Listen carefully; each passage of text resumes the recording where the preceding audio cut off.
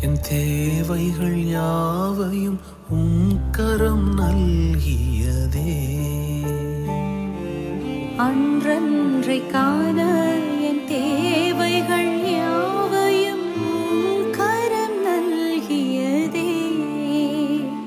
நீர் நடத்திடும் விதங்களை சொல்ல பூரண வார்த்தையே இல்லை.